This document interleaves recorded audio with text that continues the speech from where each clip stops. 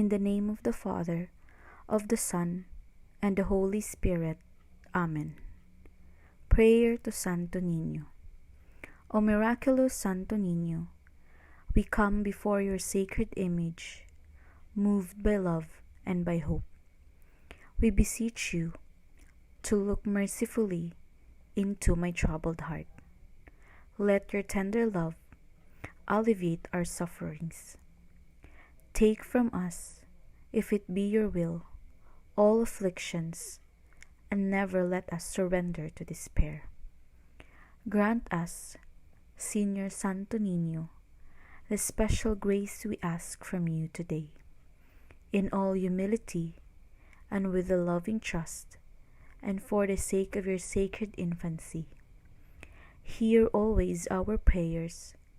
Be generous with your aid and consolation, that we may praise you, and the Father, and the Holy Spirit. Amen. In the name of the Father, of the Son, and the Holy Spirit. Amen.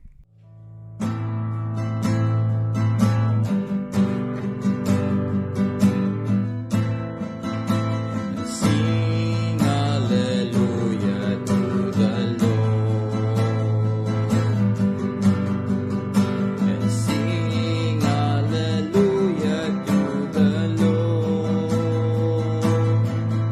and sing hallelujah, sing hallelujah, sing hallelujah to the Lord. And sing hallelujah to the Lord. And sing hallelujah to the Lord. And sing hallelujah, sing hallelujah, sing hallelujah to the Lord.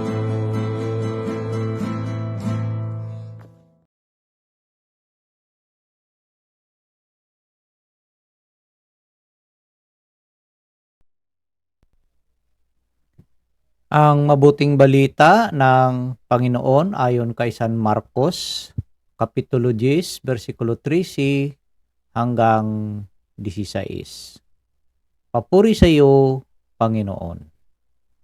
Noong panahong iyon, may nagdala ng mga bata kay Jesus upang hilinging ipatong niya sa mga ito ang kanyang kamay. Ngunit, pinagwikaan sila ng mga alagad. Nagalit si Jesus nang makita ito at sinabi sa kanila, "Pabayaan ninyong lumapit sa akin ang mga bata, huwag ninyong silang sawayin sapagkat sa mga katulad nila naghahari ng Diyos. Ito ang tandaan ninyo, ang sinumang hindi tumatanggap sa paghahari ng Diyos katulad ng isang maliit na bata ay hindi mapapabilang sa mga pinagharian niya." At kinalong ni Jesus ang mga bata, ipinatong ang kanyang mga kamay sa kanila at pinagpala sila. Ang mabuting balita ng Panginoon. Pinupuri ka namin, Panginoong Hesukristo. So, isang mapagpalang linggo po sa ating lahat. Kamusta po mga kapatid? Kamusta po ang linggo natin? Naway nakapagsimba tayo sa araw na ito. Una-una po sa lahat, of course, nagpapasalamat po muna tayo sa ating mahal na Panginoon sa pagkakataong ito na ibinigay niya po sa atin upang tayo po ay makapagbahagi ng kanyang mabuting balita. At ako po ay nagpapasalamat sa lahat nating na mga masugid na mga taga-subaybay at sa lahat natin ng mga subscribers, sa lahat-lahat ng mga sumusuporta sa ating munting channel na ito. So mga kapatid, sa araw na ito ating pong pagninilayan ang Gospel from Mark, no? So it's all about sa mga bata. sa araw na ito ay fiesta, no, ng Batang Hesus, no, sa Cebu, and then Dinagyang din sa Iloilo, so Kalibo at Atihan. Sa Cebu ay Sinulog. So ito po yung sa Pilipinas ang pinakamahalagang mga festivals, no, sa buwan ng Enero, yung pagpaparangal sa Batang Hesus. So, ang gospel natin ngayon ay iba sa gospel namin dito. Yung gospel dito ay from Mark also, but from verse 1:14 to 20, no, yung pagsama, no, ng mga anak, yung mga apostolis ba natin, no, yung tinawag ng ating Panginoon, sina James, ng mga, at si John, kapatid niya nung mga anak ni Zebedee. But din, of course, because this is the highlight, no, pinaka-importante ito sa atin dyan sa Pilipinas, so ito yung gospel natin about from Mark also, na pinapahalagahan dito, no, yung mga bata. Sa aking experience, no, kahit na ngayon para bang nandyan pa rin sa puso ko, no, sa isip at damdamin ang regrets ba, no, na yung nung mga maliliit pa yung mga anak ko, of course sometimes may mga problema sa bahay, no, yung bang minsan wala ka na, or marami talagang yung bang parang hindi mo maintindihan yung takbo ng buhay, no, para bang palaging rough, no, yung buhay, yung bang kahit na anong sagwan mo, no, para bang umiikot ka lang, tapos parang ganun, no. So, minsan yung sa kakulitan ng mga bata, minsan mapapalo mo, no. So hanggang ngayon, honestly, parang maalala ko, masakit, no, sa aking damdamin, no, na ganun ba yung nagawa ko sa kanila, no. So hiningi ko naman ang sorry sa kanila nung malalaki na sila. So salamat naman at naintindihan nila. But din sa atin, no, sana naway sa mga bagong magpartner, no, bagong mag-asawa, hindi ganito dapat ang mangyari, no. Dahil of course nung maliliit pa kami,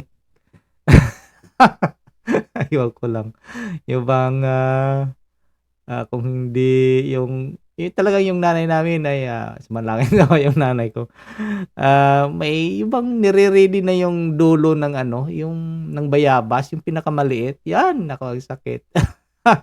Kahit na kunting kasalanan mo lang, no. But then sa ating paglago, no, sa ating pag-progress, no, ng mundo, no, at yung paglapit natin sa simbahan talaga sa ating Panginoon ay isa ng malaking tulong, no, para mabago itong ugali ba, itong pamamaraan ng pagdisiplina, no. Ay siyempre minsan sa kakulitan parang ibang mainit ang ulo, hina-high blood ka. Ibang para bang walang peace of mind o pala bang pagmamahal sa bahay pag ganyan. So ngayon,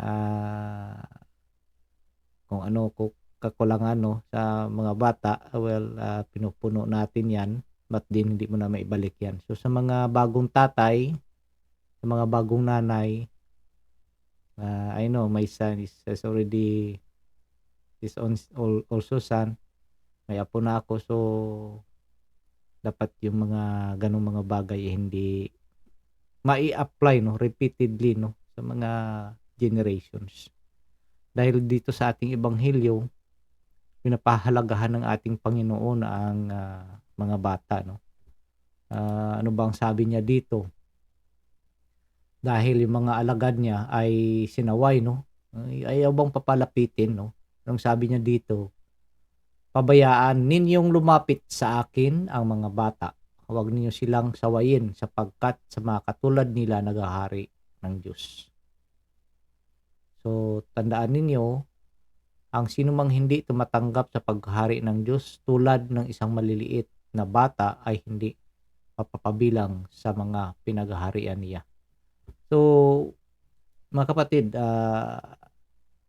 kailangan natin din na magiging katulad ng mga bata. Hindi yung mga batang isip, but din kung i-compare natin yung mga ugali ng mga bata, di ba? Naglalaro yan. Minsan sa atin experience, kung maalala pa natin, naglalaro tayo tapos may konting away, no? Yung ibang hindi nagkaintindihan sa paglalaro. So, ano yun, nagagalit, no? Magagalit, nag-aaway. Pero afterwards, bati na naman. So, yun ang gustong mangyari ng ating Panginoon, na kung tayo po ay may galit, no, sa kapwa natin, lalo na sa ito sa isang pamilya, no. Hindi maiwasan itong tampuhan, hindi pagkaintindihan, no. So, kung tayo ay magiging isang tulad ng bata, na yung mga bagay na yun ay yung bang kalimutan kaagad. So, ang buong pamilya ay talagang maligaya, no. We have a happy family, no. Because ito'y tinitingnan ng ating Panginoon, eh. So, sa pagpapahalaga nito sa ating buhay ay lalo tayong mapapalapit, no, sa ating Panginoon. No, being katulad ng mga bata, hindi tayo makapag-isip ng kung anong masama, no, sa ating kapwa. Hindi natin sila or rather, hindi tayo makaisip ng kung anong ibang ikasisira, no, ng isang tao. So, pinapanatili natin yung pagmamahal, no, sa kanila. So, ang pagpahalaga ng mga bata ay isang treasure din, no, ng mga magulang. How they love their kids, how they bring up, saka hanggang sa kanilang paglaki. So, ang responsibilidad natin as parents, no, of course, hindi natin mapi-perfect man. Ako, may kakulangan din ako sa aking mga anak. So, as much as possible ay pinupunan ko yun, no, sa abot ng aking makakaya. Minsan nga parang na-spoil pa. So, I don't know kung sa inyo, kung na-experience nyo man, kung yung bang pagmamahal, no.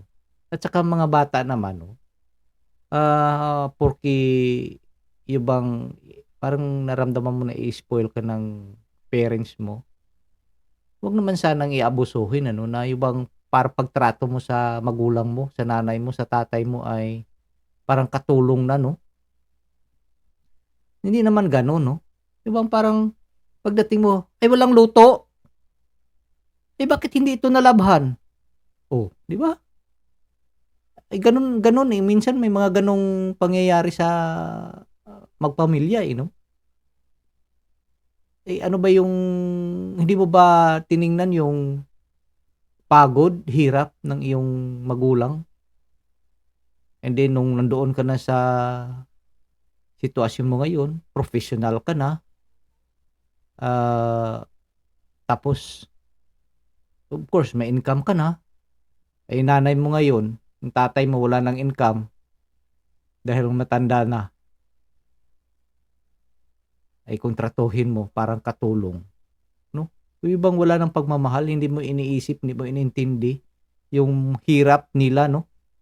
Yung gabi gawing araw para lang matustusan yung pag-aaral mo, yung mga pangangailangan mo, yung pangangailangan nila. So, ano lang ito give and take lang ito Parents, you should respect your and love your kids, and kids, you should respect and love your parents. Ganito lang yun Kasi pag basag itong sitwasyon na ito sa isang bahay, walang peace, no, sa isang bahay, wala. Hmm. So, sa ating buhay dapat, mananatili tayo na magiging mapayapa ang ating pamumuhay, no, kasama ng ating pamilya. At ang lahat ng mga ito ay hindi natin ito kayang gawin kung walang gabay, no? Walang patnubay ang Panginoon. Wala tayong direct communication sa Kanya, no? Dahil sa kabisihan natin, wala tayong panahon para sa Kanya. So, minsan, darating lang ang mga pagsubok ay talagang yung parang nagwawala, no? Parang gustong magwala ng tatay, ng nanay. Sigawan dito, sigawan doon. Nakatingin ang mga maliliit na mga bata. Hindi ano ba ang mangyari paglaki ng mga bata? Ay di ganun din ang mangyari. Susundin din. Di ba? So sana naway itong ating Ebanghelyo, lalo-lalo na yung mga special na events, no? Yung mga kapistahan ngayon patungkol sa banal na Jesus, sana naway magiging modelo natin sa ating buhay ang ating Panginoon na siyang maliit pa, no? At yung talagang pagmamahal sa bawat isa, yung mga bata, mga parents, wag sana nating sundin pa yung kung ano yung mga harsh, no, mga drastic na mga disiplina noon, kunting pagkamali lang o kakulitan, kurot, tawag dito, hindi ko kung sa amin yan, hampak diri, hampak didto. Minsan sa tenga pa, ewan ko, naalala ko yun pa rin yung kahit na nga sa school, yung di ba yung teacher natin may stick, no? Nako, wala, papaluin ka ni ma'am ng stick. Pero sa ngayon, sana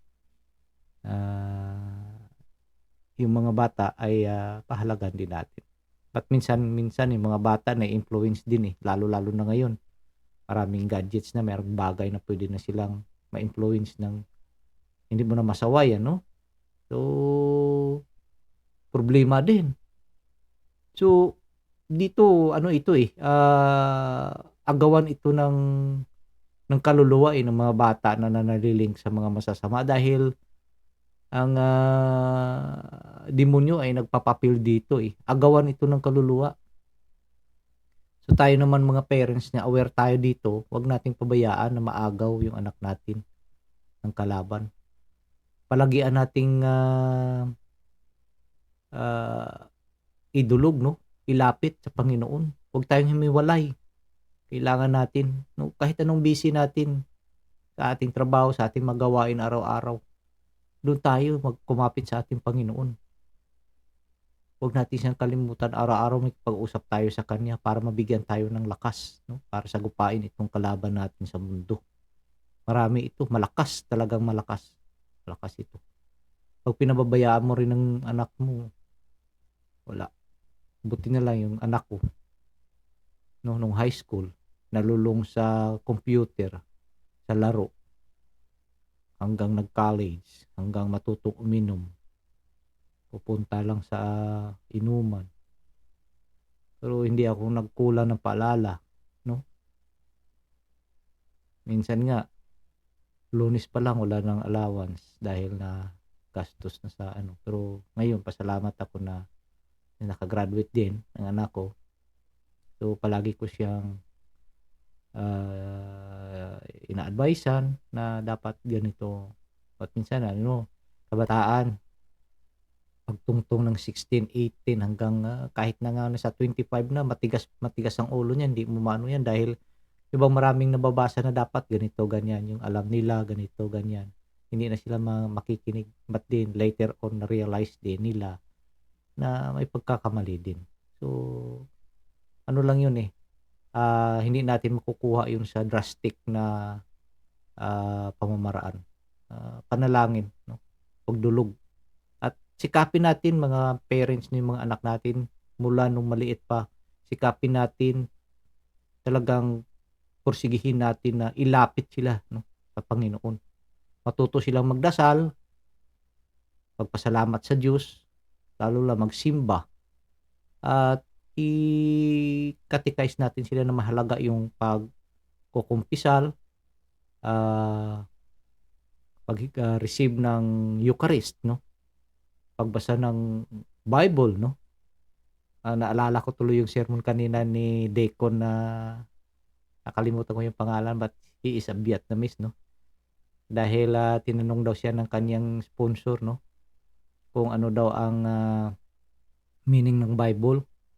Sabi niya, it's the word of God, no? Sabi niya ng sponsor niya, tama naman.